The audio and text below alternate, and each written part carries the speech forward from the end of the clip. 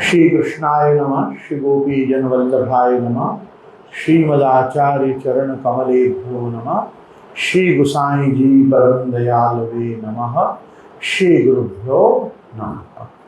अथ मंगलाचरणम। चिंता संतार हंतारो यत्पादाम्बुजरे वह स्वीयान् तान्निजाचार्यान् प्रणमामि मुहुर्मुहुः। यदनुग्रहतो जन्तुः सर्वदुःखातिगो तमहं सर्वदा वन्दे श्रीमद्वल्लभनन्दनम्। नतिमिरान्धस्य ज्ञानाञ्जनशलाकया चक्षुरुन्मीलितं येन तस्मै नमामि हृदये शेषे लीलाक्षीरातिशायिनम्। लक्ष्मी सहस्रलीलानि सेव्यमानं कदानिधि। चतुर्भिश्च त्रिभिस्तथा षट्भिर्विराजते योऽसौ पञ्चधा हृदये मम। श्री गोवर्धनाय जय। श्री कृष्णाय नमः, श्री गुरुभ्यो नमः। उपस्थित समस्त प्रियजन, बाल्यजन, वैष्णवजन, समस्त सनातन धर्मावलंबी आस्तिक जन, भगवत भक्त, गौ भक्त, राष्ट्र भक्त, मैं गोस्वामी गोविंद आप सभी का एवं फेसबुक लाइव एवं यूट्यूब के माध्यम से जुड़े हुए हमारे समस्त प्रियजनों का खूब खूब स्वागत करता हूँ। हमारे श्रावण सत्संग क्रम में दशम स्कंध चल रहा है। दशम स्कंध के 8वें अध्याय के हम हैं और आज चातुर्मास अर्थात गुरु पूर्णिमा के बाद की प्रथम एकादशी एवं श्रावण सोमवार दोनों एक साथ आए हैं, जो इस दिन को एक अच्छा पर्व भी बनाते हैं। हरि दिवस भी है और कतिपय भगवत भक्त जो हैं ये प्रत्येक श्रावण सोमवार को भगवान रुद्र के विशेष अभिषेक आदि सब करते हैं।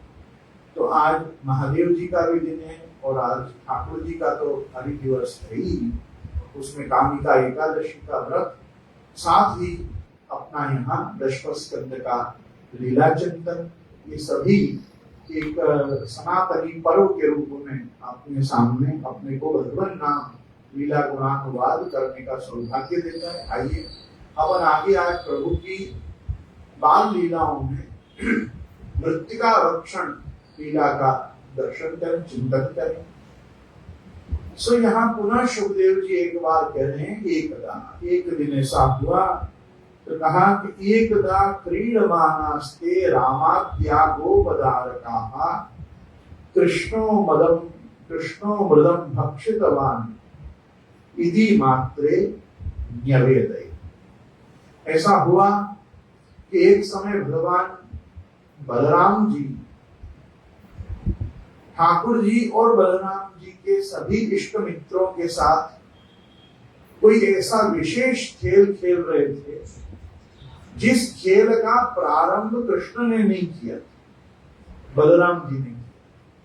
प्रायः जब बच्चे कोई भी, अब आज की भाषा में कहें तो नई गेम खेलते हैं, तो प्रायः लीडर बताता है कि कौन सा गेम आज अपने को स्टार्ट करना चाहिए। छुपा छुपी खेलना, पकड़ा पकड़ी खेलना, क्या खेलना। पर आज के जो लीडर थे वो लीडर बलराम जी थे। प्रायः ठाकुर जी सजेस्ट करते थे और बलराम जी आदि सब कार्य करते थे जो साथ में हो रहा हो। लेकिन आज के जो लीडर हैं वो लीडर बलराम जी।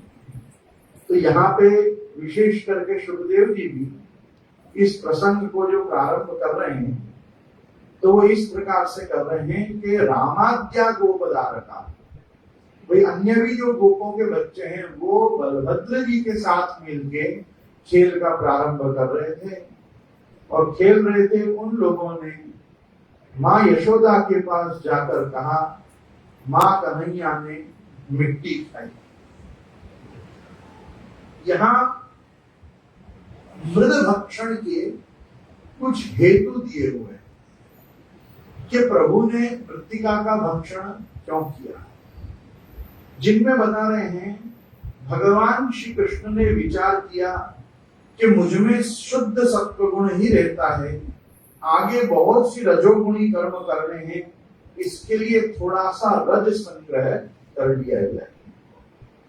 दूसरा, संस्कृत साहित्य में पृथ्वी का एक नाम क्षमा भी है और श्री कृष्ण ने देखा कि ग्वाल बाल खुलकर मेरे साथ खेलते हैं, कभी कभी अपमान भी कर बैठते हैं, उनके साथ क्षमांश धारण करके ही क्रीड़ा करनी चाहिए जिससे उनके जीवन में कोई विघ्न न आ पड़े। ऐसे बहुत से भाव जो हैं ये अपने टीकाकारों ने बताए हैं।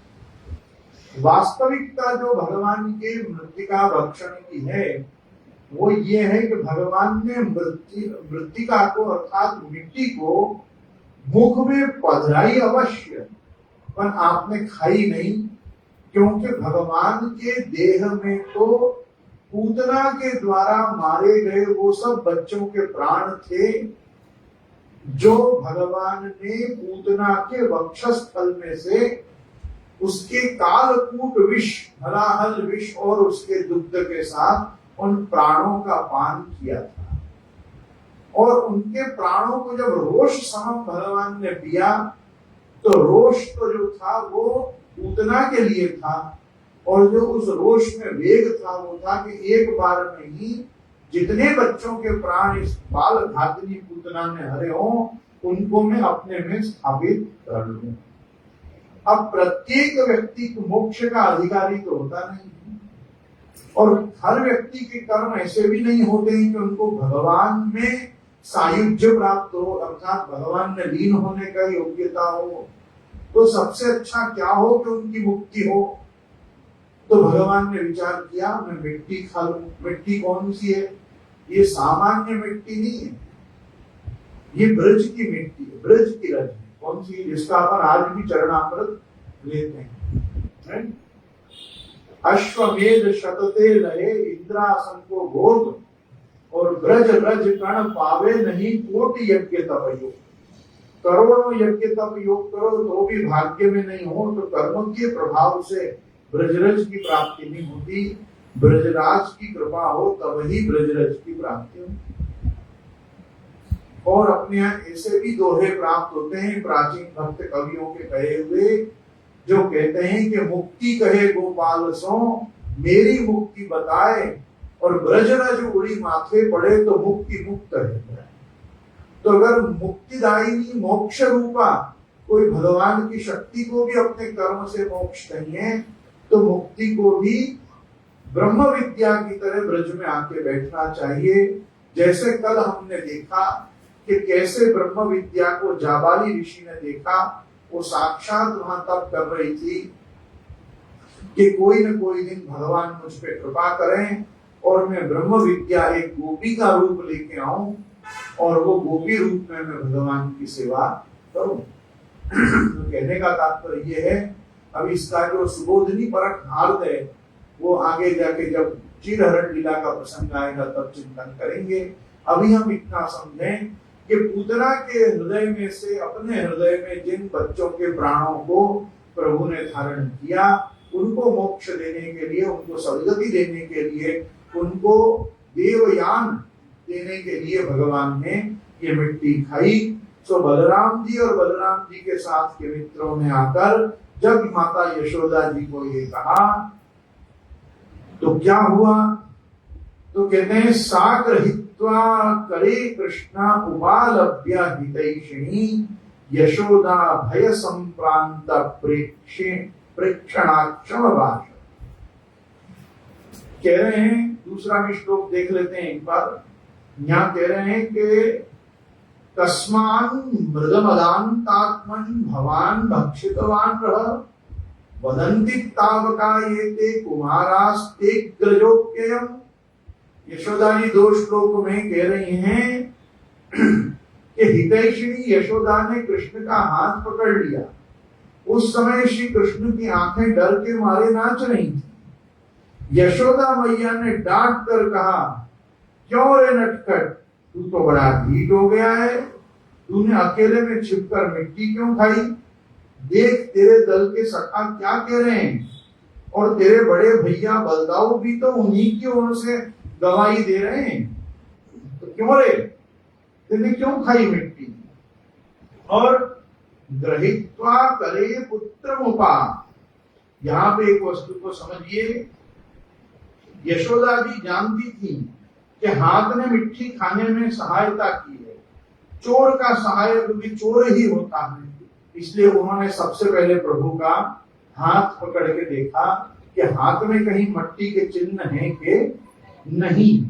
फिर भगवान के जो नेत्र हैं उनमें सूर्य और चंद्रमा का निवास है, वे कर्म के साक्षी हैं। उन्होंने सोचा कि पता नहीं कृष्ण मिट्टी खाना स्वीकार करेंगे कि मुकर जाएंगे, अब हमारा कर्तव्य क्या है। इसके भाव को सूचित करते हुए दोनों नेत्र चकराने लगे। मतलब सूर्य और चंद्र ने भी कोई साक्षी दी नहीं, क्योंकि अभी भगवान कौन सी तरफ पलटेंगे ये उनको भी नहीं पता है। तो फिर यहाँ भगवान स्वयं कह रहे हैं, श्री कृष्ण उवाच, श्री भगवान उवाच, भगवान कह रहे हैं, नाहम भक्षितवानम सर्वे मिथ्याभिशंसिना यदि सत्य गिरस्तर ही समक्षम पश्चिम मुखम। देखो इस समय यहाँ यशोदा जी ने ठाकुर जी का एक नाम रखा है, मृदमदान्तात्मन। मृदमदान्तात्मन मतलब इतनी मट्टी खा चुका है कि तेरी आत्मा भी मट्टी से भर गई। झूठा तो इतना है कि मट्टी खा के भी नहीं स्वीकार रहा है, तेरे मुंह पे मट्टी लगी है, हाथ में मट्टी लगी है, कपड़े पे मट्टी बिखर गई है, तो भी तो कह रहा मैंने नहीं खाई। तो तुम तो मृदमदान्तात्मन हो, तुम मृदमय, मतलब पूरा तुम्हारा शरीर ही मट्टी का हो गया है, तुम मिट्टी खा चुके हो और फिर ऐसी बात कहते हो।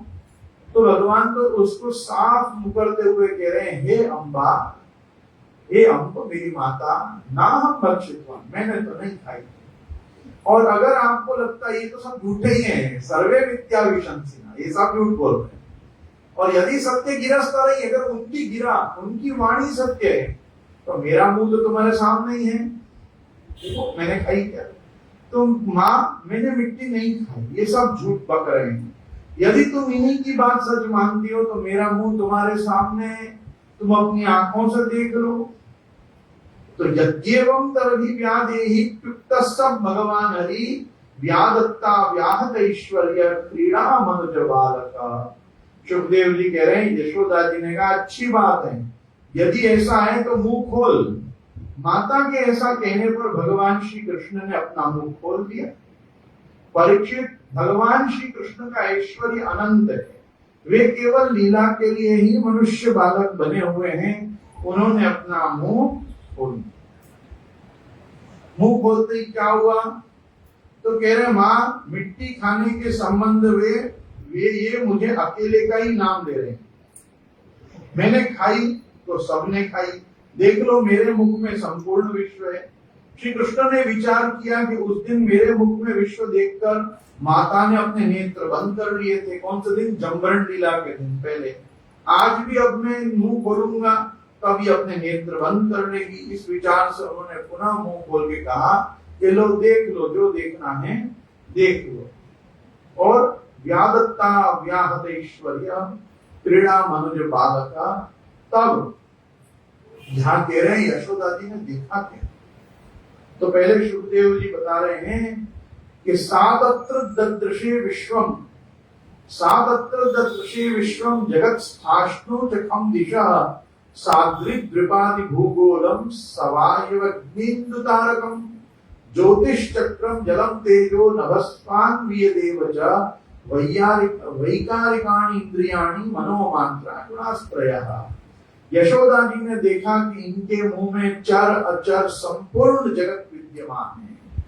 आकाश या शून्य जिसमें किसी की भी गति नहीं है, वह शून्य रूपी आकाश का भी दर्शन हुआ, आठों दिशाओं का दर्शन हुआ, पहाड़ का दर्शन हुआ, द्वीप समुद्र, द्वीप और समुद्रों के सहित सारी पृथ्वी, बहने वाली वायु, विद्युत, अग्नि, चंद्रमा और तारों के साथ संपूर्ण ज्योतिर्मंडल, जल, तेज, पवन, वियत, वियत मतलब प्राणियों के चलने फिरने का आकाश, मतलब जिस जगह पे अपन घूम रहे हैं, वैकारिक अहंकार के कार्य, देवता, मन, इंद्रिय, पंच तन्मात्राएं और तीनों गुण श्री कृष्ण के मुख में दिखने लगे। शुकदेव जी कह रहे हैं, परीक्षित, एतद् विचित्रम सहजीव काल स्वभाव कर्मा शैलिंग वेदम स्तूनौ स्तनौ वीक्ष विदारितास्ये व्रजम सहात्मानमवाप शंकाम। यहाँ पे कह रहे हैं, परीक्षित, जीव, काल, स्वभाव, कर्म, उनकी वासना और शरीर आदि के द्वारा विभिन्न रूपों में दिखने वाला ये सारा विचित्र संसार, संपूर्ण व्रज और अपने आप को भी यशोदा जी ने नन्हे से श्री कृष्ण के खुले मुख को देखते हुए देखा, खुद को भी उसमें देखा। और ये देख के तो क्या हो गया, तो वो कह रहे हैं, वो बड़े शंका में पड़ गई। और किम स्वप्न एतत् उतदेव माया किम मदीयो मत बुद्धि मोह अथो अमुष्यैव ममार्भकस्य यह कश्चनोत्पत्ति आत्मयोगः अथो यथावन्न वितर्क गोचरम चेतो मनः कर्म वचोभिरंजसा यदाश्रयं येन यतः प्रतीयते सुदीर्घविभाव्यम प्रणतास्मि तत्पदम। वे सोचने लगी, यह कोई स्वप्न है या भगवान की माया है। पहले लगा मैं कोई स्वप्न देख रही, फिर लगा भगवान कोई अपनी माया का दर्शन मुझे करा रहे, फिर कहा मेरी बुद्धि में ही तो कोई भ्रम नहीं हो गया है, संभव है मेरे इस बालक में ही कोई जन्मजात योग सिद्धि हो। फिर भगवान के स्वरूप में भी आश्चर्य और अद्भुतता का बोध हुआ कि निश्चित ये कोई भगवान में ही ऐसी सिद्धि है, क्योंकि ये तो पूतना के वध से लेके अभी तक देख रहे हैं, ये जब कुछ करता है तब तो उसमें या कुछ अद्भुतता होती है, विचित्रता होती है, या मानव के समझ में नहीं आने वाली बात होती है, जैसे अभी यशोदा जी को भी समझ नहीं आ रही। इतनी ऊपर जाके राक्षसी पूतना गिरती है, ये बच जाता है। तृणावर्त आके ऊपर से नीचे भवंडर जो उठा के ले गया वो खुद आके नीचे गिरता है, ये बच जाता है। इस पे शकट आके गिरता है, ये बच जाता है। ये हर चीज में कैसे बच जाता है। कल परसों इसने उबासी खाई, जमरण किया, उसमें फिर ऐसा ही कुछ विचित्र दूरदर्शन हुआ। तो उनको बहुत सारा प्रश्न हो रहा है और इस निष्कर्ष पे भी आ रहे हैं कि निश्चित ही मेरे बालक में कोई जन्मजात योग सिद्धि है। फिर कह रही है कि जो चित्त, मन, कर्म और वाणी के द्वारा ठीक ठीक तथा सुगमता से अनुमान के विषय नहीं होते, ये सारा विश्व जिनके आश्रित है, जो इसके प्रेरक हैं और जिनकी सत्ता से ही इसकी प्रतीति होती है, जिनका स्वरूप सर्वथा अचिंत्य है, उन प्रभु को मैं प्रणाम करती हूँ। यशोदा जी छल्ले भगवान के ही शरण में चली गई और कहा कि यदाश्रयम येन यतः प्रतीयते सुदुर्विभाव्यम प्रणतास्मि तत्पदम।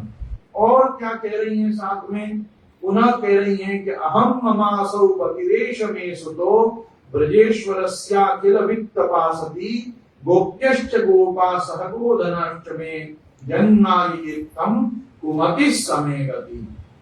यहाँ यह मैं हूँ और ये मेरे पति तथा ये मेरा लड़का है, साथ ही मैं ब्रजराज की समस्त संपत्तियों की स्वामिनी धर्म पत्नी हूँ। ये गोपियां, गोप और गोधन मेरे अधीन हैं, जिनकी माया से मुझे इस प्रकार की कुमति घेरे हुए है, वे भगवान ही मेरे एकमात्र आश्रय हैं, मैं उन्हीं की शरण में हूँ। अर्थात ये सब कुछ मेरा नहीं है, ये सब जिन ठाकुर जी का ही है और जिन प्रभु की कृपा से ही मुझे प्राप्त हुआ है, ये मैं उनके चरणारविंद को ही नमस्कार करती हूँ। तो यहाँ कह रहे हैं कि इत्थं विदित तत्त्वायां गोपिकायां स ईश्वरा वैष्णवीं व्यदनोन्मायाम पुत्र स्नेह महिम विभो।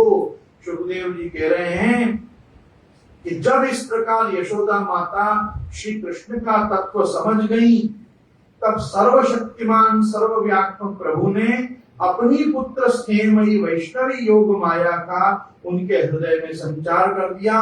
भगवान को डर लग गया, अरे बाप रे, ये मुझे अगर अपना बेटा मानना छोड़कर केवल भगवान ही मान लेगी तो मैं उस वात्सल्य से वंचित रह जाऊंगा जिसको लेने के लिए व्यापी वैकुंठ छोड़ के यहाँ आया हूँ, जिसको मैं गोलोक त्याग के यहाँ आया हूँ। वो तो यही तो भगवान ने ही वैष्णवीं व्यदनोन्मायाम पुत्र स्नेह महिम विभु, वो तो विभु है, सब जानते हैं।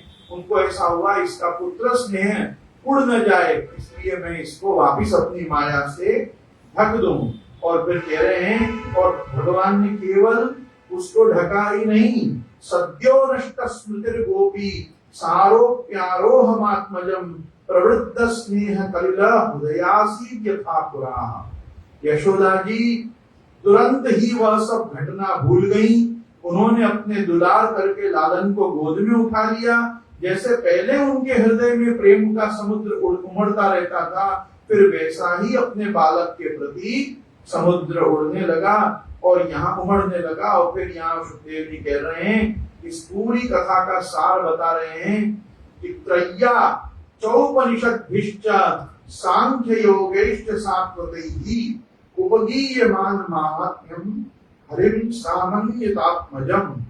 कह रहे हैं सारे वेद, उपनिषद, सांख्य, योग और भक्तजन जिनके महात्म्य का गीत गाते गाते अघाते नहीं है, उन्हीं भगवान को यशोदा जी अपना पुत्र मानती रही और मानने लगी, क्योंकि भगवान ने उनमें भगवत भाव को ज्यादा देर ठहरने नहीं दिया। तो योग कह रहे हैं कि राजोवाच, राजा परीक्षित कह रहे हैं, ये सुन के राजा परीक्षित को बड़ा आश्चर्य हो रहा।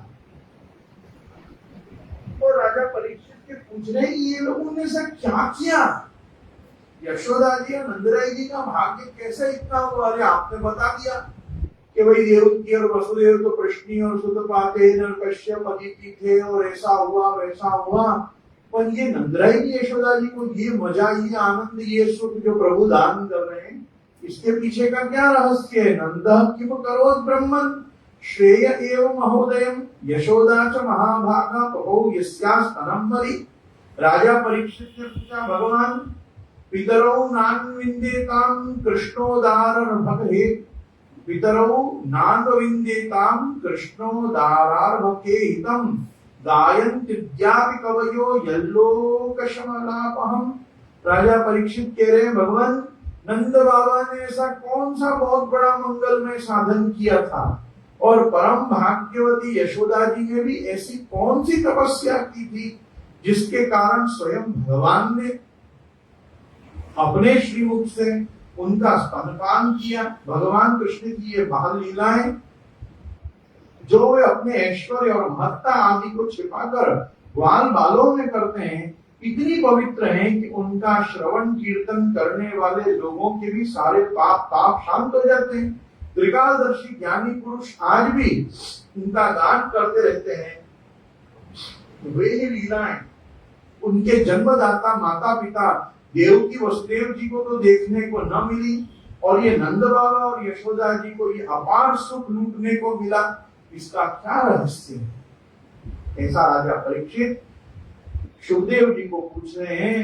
तो सुखदेव जी जो हैं वो अब नंद बाबा और यशोदा जी के पूर्व जन्म की कथा बता रहे हैं। कह रहे शिशुकुवाच द्रोणो वसूनां प्रवरो धरया सह भार्यया करिष्यमाण आदेशान् ब्रह्मणस्तमुवाच जातयोर्नो महादेवे भुवि विश्वेश्वरे हरौ भक्ति स्यात् परमालोके ययांजौ दुर्गतिं तरेत्। सुखदेव जी ने कहा, परीक्षित, नंद बाबा पूर्व जन्म में एक श्रेष्ठ वसु थे।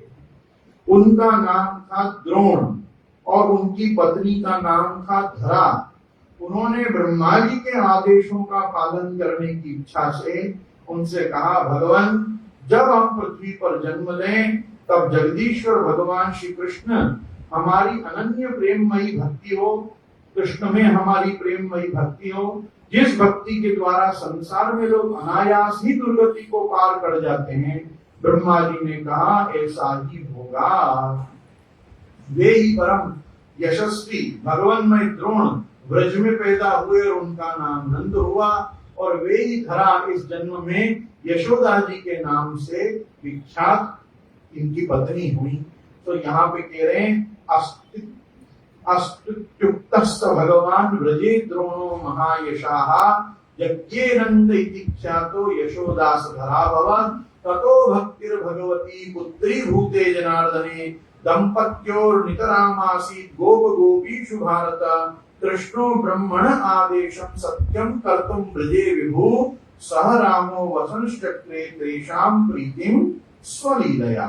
यहाँ पे कह रहे हैं कि परीक्षित जब इस जन्म में जन्म मृत्यु के चक्र से छुड़ाने वाले भगवान, उनके पुत्र और समस्त गोप गोपियों की अपेक्षा इन पति पत्नी नंद और यशोदा जी का उनके प्रति अत्यंत प्रेम हुआ। ब्रह्मा जी की बात सत्य करने के लिए भगवान श्री कृष्ण बलराम जी के साथ ब्रज में रहकर समस्त ब्रजवासियों को अपनी बाल लीला से आनंदित करने लगे। तो भगवान ने ब्रह्मा जी की बात को सत्य करने के लिए ये वसु रूपी द्रोण और धरा इनका उद्धार किया और पुत्र रूप में यहाँ प्रकट हुए। श्रीमद् भागवते महापुराणे पारमहंस्यां संहितायां दशम स्कंधे पूर्वार्धे विश्वरूप दर्शने अष्टमोऽध्यायः, क्योंकि इसमें भगवान ने अपने मुख में सारे विश्व का और अपनी विश्वरूपता का दर्शन प्रकट प्रत्यक्ष कराया यशोदा जी को। इसलिए इस पूरे जन्म के नामकरण संस्कार से लेकर और मृत्तिका भक्षण पर्यंत इस पूरे अध्याय को विश्व रूप दर्शन कहा गया है। विश्व रूप दर्शन इसलिए भी कहा गया है क्योंकि जब भगवान का नामकरण होता है तो भगवान के रूपानुसारी नाम होते हैं और नामानुसारी रूप प्रभु प्रकट करते हैं। तो इसी अध्याय में क्योंकि प्रभु का नामकरण संस्कार भी हुआ है तो भगवान ने जितने रूप लिए, बहुनि सन्ति नामानि रूपाणि तव सुतस्य ते गुण कर्माण रूपाणि तान्यहं वेदिनो जना इत्यादि वचनों से भगवान की बहुरूपता, भगवान की प्रभुता, भगवान की विभुता, ये सब राजा परीक्षित को सुखदेव जी ने इस अध्याय में बताई। यहाँ 8वां अध्याय संपूर्ण होता है और 9वें अध्याय में भगवान की उखल बंधन लीला आती है। कौन सी लीला? उखल बंधन लीला आ जाएगी समय। अथा 9मोऽध्यायः श्री शुक उवाच। ये भी श्री सुखदेव जी इसको प्रारंभ कर रहे हैं। देखो यहाँ बार बार एक फुटनोट ये दे रहे हैं, ये बता रहे हैं कि यहाँ पे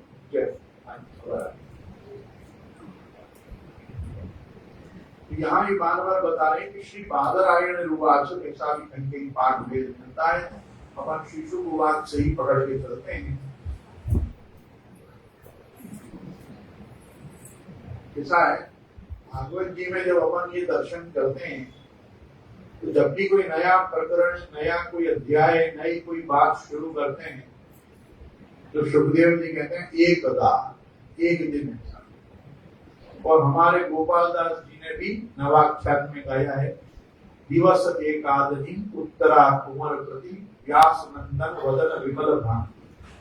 दिवस एकादशी, हर ऋतु में, हर मास में, हर वर्ष में प्रभु ने क्या किया, ऐसा एकाध दिन की लीला सुखदेव जी ने राजा परीक्षित को सुनाई है।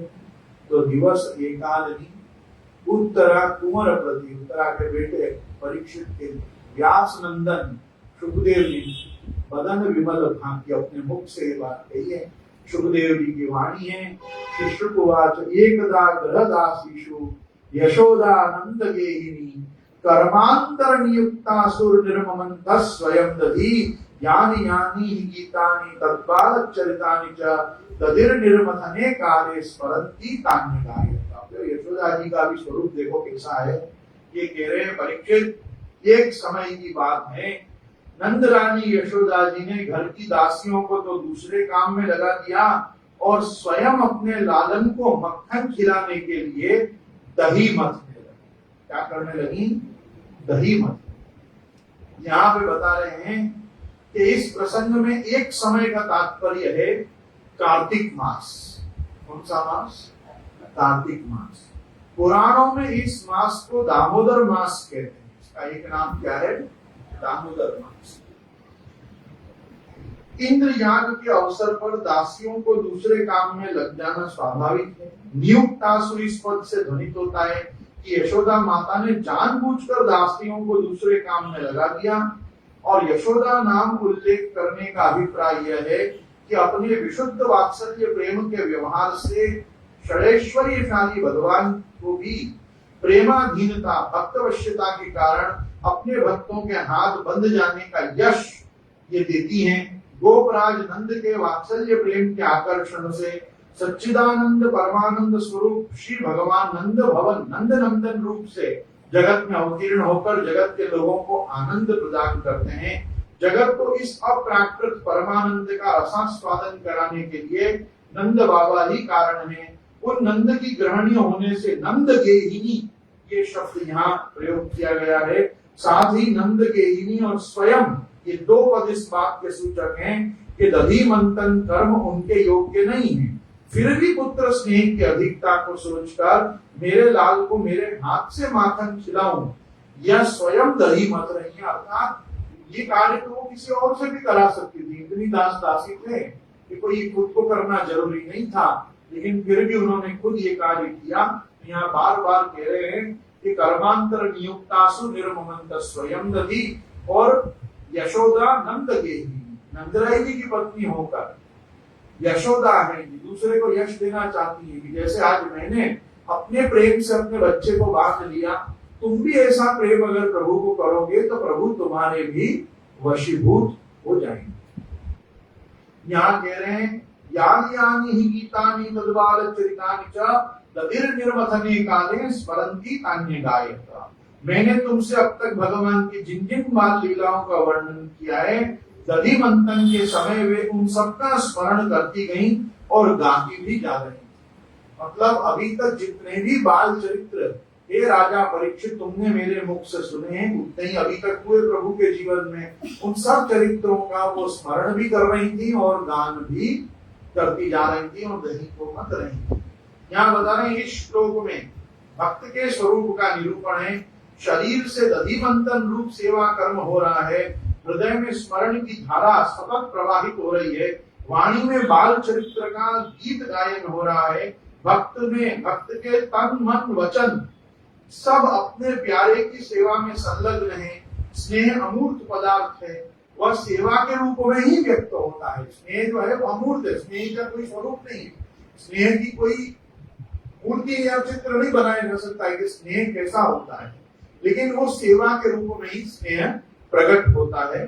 तो यहाँ कह रहे हैं कि स्नेह जो है वो अमूर्त पदार्थ है, वो सेवा के रूप में ही प्रकट होता है। स्नेह के ही विलास विशेष हैं नृत्य और संगीत। यशोदा मैया के जीवन में इस समय राग और भोग दोनों ही प्रकट हो रहे हैं। तो यहाँ इस प्रकार से वो प्रभु के बाल चरित्रों का गान करती हुई, चिंतन करती हुई, स्मरण करती हुई दधी को मत रही हैं। तो यशोदा जी का स्वरूप कैसा है उस समय, तो शुभदेव जी यशोदा जी के स्वरूप का वर्णन कर रहे हैं। क्षौमं वासः पृथुकटितटे विप्रतिसूत्रनद्धं पुत्र स्नेह स्मृतः कुचयुगं जात कंपं च सुभ्रुः रज्ज्वाकर्ष श्रम भुज चलतः कंकणौ कुंडले च स्विन्नं वक्त्रं कवर विगलन मालती निर्ममंथा। वे अपने स्थूल कटि भाग से सूत बांधकर रेशमी लहंगा पहने हुए थी। उनके स्तनों से पुत्र के स्नेह की अधिकता कारण दूध चुचा रहा था। वे कांप रही थी, नीति खींचते रहने से बाहें थक चुकी थी। हाथों के कंगन और कानों के कर्णफूल हिल रहे थे। मुंह पर पसीने की बूंदें झलक रही थी। चोटी में गुथे हुए मालती के सुंदर पुष्प गिरते जा रहे थे और सुंदर भौं वाली यशोदा जी इस प्रकार दधी मंथन में लगी हुई थी। कमर में रेशमी लहंगा डोरी कसकर बांधा हुआ है, अर्थात जीवन में आलस्य, प्रमाद और असावधानी नहीं है।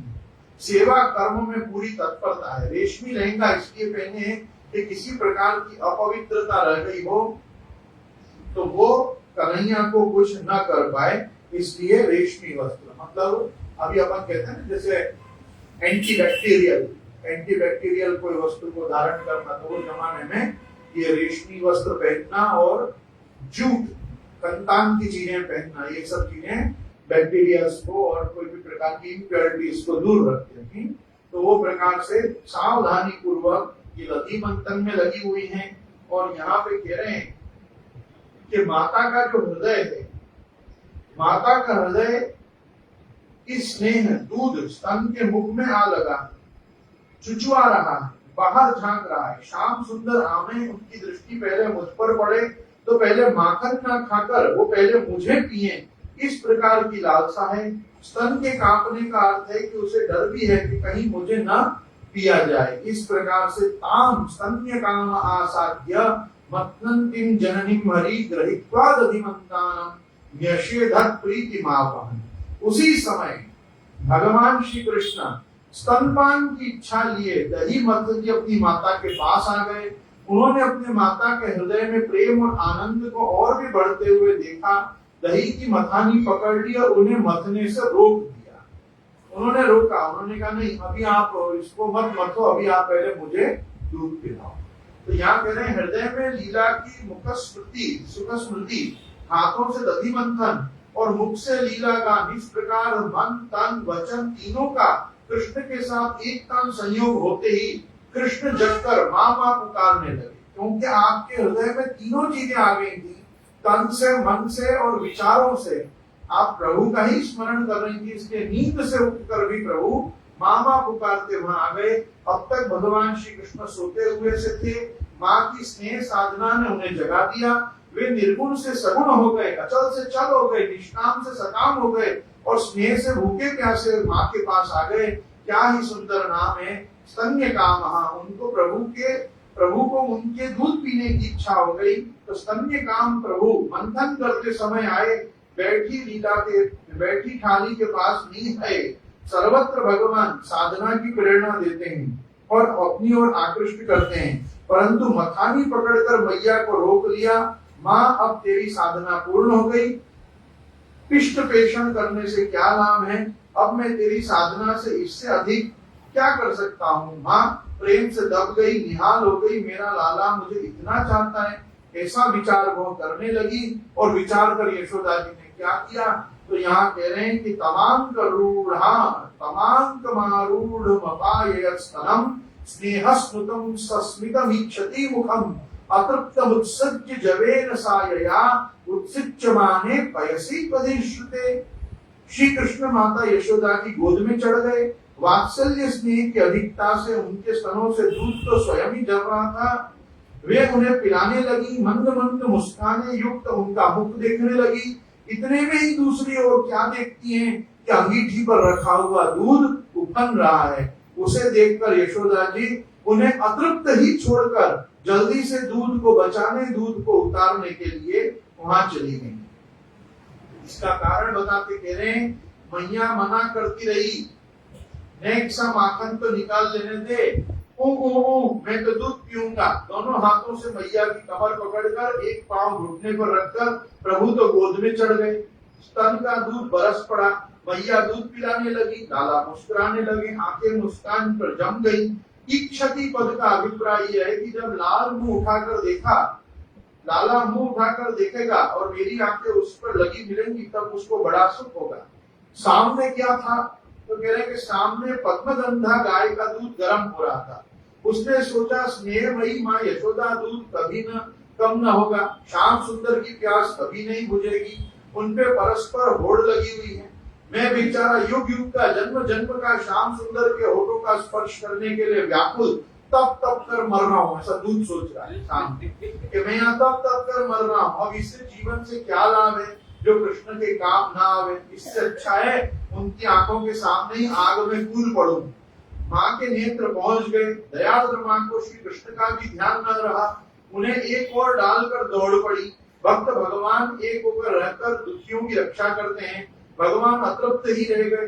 क्या भक्तों के हृदय रस से, स्नेह से उन्हें कभी तृप्ति हो सकती है। उसी दिन उनका एक नाम हुआ अतृप्त, भगवान का एक नाम अतृप्त भी हो गया प्रभु को छोड़कर, वो तो वहां भाग नहीं दूध बचाने के लिए। तो क्या हुआ, प्रभु को आया क्रोध, तो संजात कोपस स्फुरितारुणाधरम संदृश्य दद्भिर दधिमंथ भाजनम, और विक्रा प्रशाश्रुर दृश्यमा मृषाश्रुर सदस्मना रहो जना संयंगमंतरम गता। यहाँ कह रहे हैं कि इससे श्री कृष्ण को क्रोध आ गया, उन्हें लाल लाल होठ फड़फड़ाने लगे, उन्होंने दांतों से दबाकर कृष्ण के पास ही पड़े लोढ़े के दही का मटका फोड़ फाड़ डाला, बनावटी आंसू आंखों में भर लिए और दूसरे घर में जाके अकेले ही बासी माखन प्रभु खाने लगे।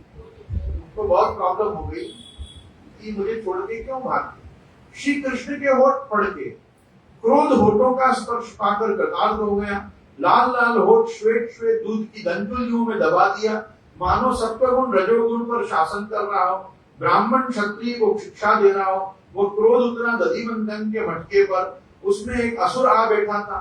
दंभ ने कहा काम क्रोध और अतृप्ति के बाद मेरी बारी है। वह आंसू बनकर आंखों में से छलक गया। कृष्ण अपने भक्तजनों के प्रति अपनी ममता की धारा उड़ेलने के लिए क्या क्या भाव नहीं अपनाते। ये काम क्रोध लोभ और दंभ भी आज ब्रह्म संस्पर्श प्राप्त करके धन्य हो गए। श्री कृष्ण घर में घुसकर बासी मक्खन गटकने लगे, मानो मौका दिखा रहे हो कि मैं कितना भूखा हूं। तो इस प्रकार से अपनी भूख को प्रकट करने लगे। और यहाँ पे क्या कह रही हैं कि उत्तार्य गोपी सुष्टम पया पुनः प्रविश्य संदृश्य दध्यमत्रकम भग्नम विलोक्य स्वसुतस्य कर्म तत् जहां सतम चापि न तत्र पश्यति। यशोदा जी मोटे हुए दूध को उतार कर फिर मथने के लिए घर में चली आई। वहां देखती हैं तो दही का मटका टुकड़े टुकड़े होके पड़ा हुआ है। वे समझ गई कि ये सब मेरे लालन की करतूत है। साथ ही उन्होंने वहां न देखकर यशोदा माता हंसने लगी। इधर उधर ढूंढने में पता चला कि श्री कृष्ण एक उल्टे हुए उखल पर खड़े हैं और छींके पर रखा हुए माखन को लेकर बंदरों को लुटा रहे हैं। उन्हें यह भी डर है कि कहीं मेरी चोरी ना खुल जाए, इसलिए चौकन्ने होकर चारों ओर ताकते जाते हैं। ये देखकर यशोदा रानी पीछे से धीरे धीरे उनके पास आ पहुंचे। यहाँ बता रहे हैं, समझाना चाह रहे हैं अपने को, ये कह रहे हैं यशोदा माता दूध के पास आ पहुंची। प्रेम का अद्भुत दृश्य, पुत्र को गोद से उठाकर, पुत्र को गोद से उतार कर उसके पेय के प्रति इतनी प्रीति क्यों? अपनी छाती का दूध तो अपना है, वह कहीं जाता नहीं, परंतु यह सहस्त्रों छटी हुई गायों के दूध से पालित पद्मगंधा गाय का दूध फिर कहाँ मिलेगा? वृंदावन का दूध अप्राकृत चिन्मय प्रेम जगत का दूध। माँ को आते देखकर शर्म से दब गया। अहो, आग में कूदने का संकल्प करके मैंने माँ के स्नेहानंद में कितना विघ्न डाल दिया, और माँ अपना आनंद छोड़कर मेरी रक्षा के लिए दौड़ आई, इसलिए मुझे धिक्कार है। दूध उफनना बंद हो गया और वो तत्काल अपने स्थान पर बैठ गया। और प्रभु ने ऐसा क्यों क्रोध किया? ये बता रहे हैं कि माँ तुम अपनी गोद में नहीं बैठाओगी तो मैं किसी की गोद में जा बैठूंगा। यही सोचकर मानो श्री कृष्ण उल्टे उखल के ऊपर जा बैठे। उदार पुरुष भले ही खलों की संगति में जा बैठे, परंतु उनका शील स्वभाव बदलता नहीं। उखल पर बैठकर भी वे बंदरों को माखन बांटने लगे। संभव है रामावतार के प्रति जो कृतज्ञता का भाव उदय हुआ था, उस कारण अभी भी क्रोध आ गया, तो उसका प्रायश्चित करने के लिए बंदरों को माखन बांटने लगे। श्री कृष्ण के नेत्र जो हैं वो चौर्य विशंकित हैं, ज्ञान करने योग्य। वैसे तो उनके ललित, कलित, छलित, बलित, चकित आदि अनेक प्रकारों के नेत्र होते हैं। ये प्रेमी जनों के हृदय में गहरी चोट करते हैं, परंतु यहाँ इस समय चौर्य विशंकित प्रभु के नेत्र हैं। तो यहाँ कह रहे हैं कि ऊरु खलांग्रे रूपरिव्यवस्थितम मरकाय कामम ददतम शुचि स्थितिम हय्यंगवयम हय्यंगवम चौर्य विशंकिते क्षणम निरीक्ष पश्चात सुतमागमच्छनैः। तो यहाँ पे इतना बताकर और एक श्लोक और आज हम देख लेते हैं। यहाँ कह रहे हैं कि तामात् यष्टिम प्रसमीक्ष सत्वरम ततो वरुय्यापससार भीतवत् गोप्यन्वधावन् यमापयोगिनां क्षमं प्रवेष्टुं तपसेरितं मनः। ये कह रहे हैं जब श्री कृष्ण ने देखा कि मेरी माँ हाथ में छड़ी लिए मेरी ओर आ रही है तो झट से उखली पर से आप कूद पड़े और डरे हुए की भांति भागने लगे। परीक्षित बड़े बड़े योगी तपस्या के द्वारा अपने मन को अत्यंत सूक्ष्म और शुद्ध बनाकर भी जिनमें प्रवेश नहीं करा पाने की तो बात दूर रही, उन्हीं भगवान के पीछे उन्हें पकड़ने के लिए यशोदा जी दौड़ने लगी।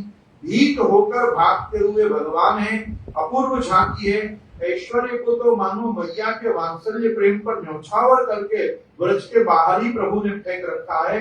कोई असुर अस्त्र शस्त्र लेकर आता तो सुदर्शन चक्र का स्मरण करके उसके पीछे भागते। यहाँ तो मैया की छड़ी का निवारण करने के लिए कोई भी अस्त्र शस्त्र नहीं है। भगवान की यह भयभीत मूर्ति कितनी सुंदर है, धन्य है, इसको भय है। इस प्रकार से अपनी माता को भयभीत होने का स्वरूप दर्शन कराकर और योगी जनों को भी विस्मित करते हुए यहाँ सुखदेव जी और परीक्षित को भी ठाकुर जी विस्मित कर रहे हैं। यहाँ आज अपन सत्संग की कथा क्रम को यहाँ रखते हैं और कल इसके आगे उखल बंधन लीला तथा नल कुंवर और मणिग्रीव के उद्धार की कथा। हरे कृष्ण राज धरण